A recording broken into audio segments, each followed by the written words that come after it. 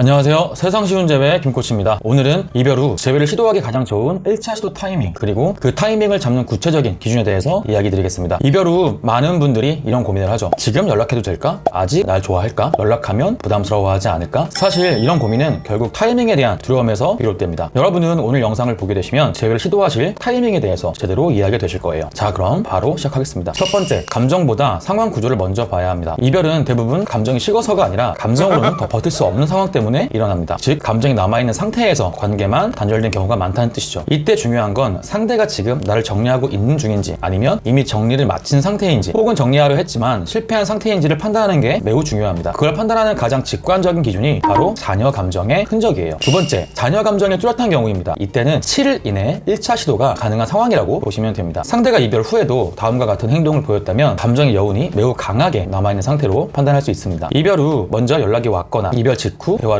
이어가려 했다거나, 혹은 마지막 말투가 분노보다는 아쉬움, 혼란에 가까웠다거나, SNS에서 미묘한 감정 표현, 노랫말 가사, 사진, 스토리 등이 보이는 경우, 이별 직후에도 나의 반응을 궁금해하거나 주변을 통해서 나를 확인하려는 시도가 있었다거나, 생각 정리할 시간이 필요해 라는 식의 여지를 남기는 발언을 했다거나, 대략 5가지의 접근을 할 수 있어야 합니다. 이런 경우에는 감정이 완전 닫히지 않았기 때문에 이별 후 7일 이내에 1차적인 소통 시도가 가능합니다. 세 번째, 중요한 건 이제부터 접근 방식입니다. 많은 분들이 가볍게 톡 한 줄 보내볼까요? 라고 물으시거든요. 물론 이렇게 진행을 해도 대화가 되는 경우가 있어요. 하지만 모든 연애에 정답이 없듯이 이 형태가 모든 상황에 적용되는 답은 아닙니다. 오히려 상대의 성향과 이별 상황에 따라서 진정성 있는 국문 혹은 장문의 메시지가 더 효과적인 경우도 많습니다. 예시를 들어볼게요. 상대가 감정소통에 민감하고 진중한 스타일이다. 이별 원인이 오해, 신뢰 깨짐, 상황 충돌 등 구조적인 이유였다. 과거에 나의 미성숙한 행동이 반복됐고 그 부분에서 이탈이 발생했다. 상대가 한 번쯤은 내 변화를 지켜보고 싶다는 뉘앙스를 준 적이 있다. 이 경우라면 단순한 안부 대신 구체적인 자기 성찰과 변화의 태도를 담은 진심 어린 메시지가 더 설득력 있게 다가갑니다. 여러분들이 적용하기 쉽게 예시 흐름을 조금 알려드려 볼게요. A.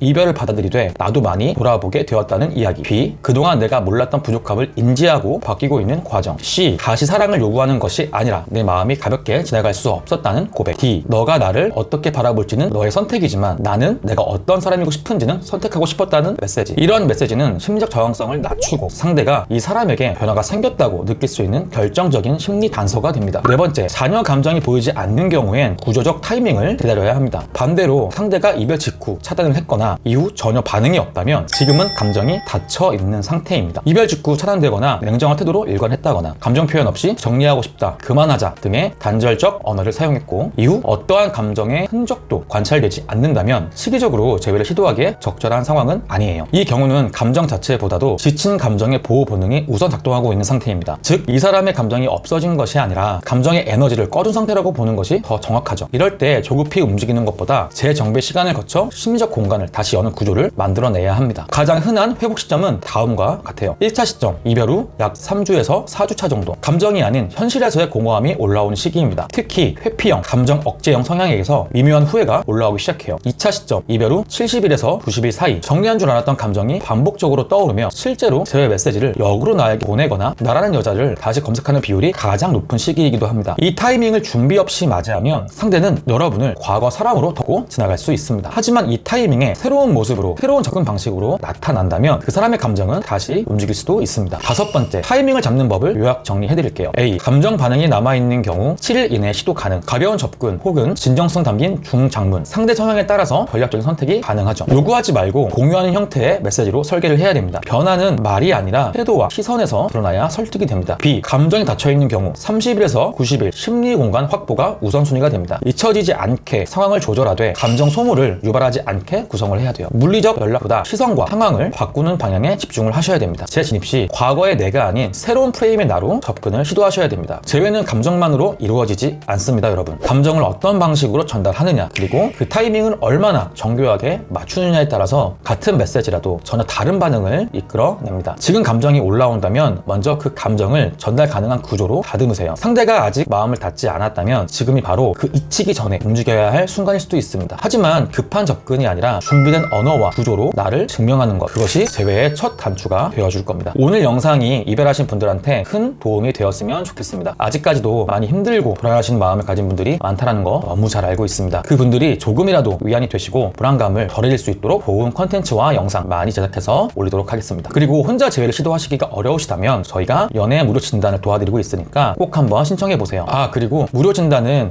신청하시는 분들이 너무 많으셔서 하루에 10명 선착순으로 도와드리고 있어요. 이 부분 꼭 참고 부탁드립니다. 그럼 다음 영상에서 뵐게요. 감사합니다.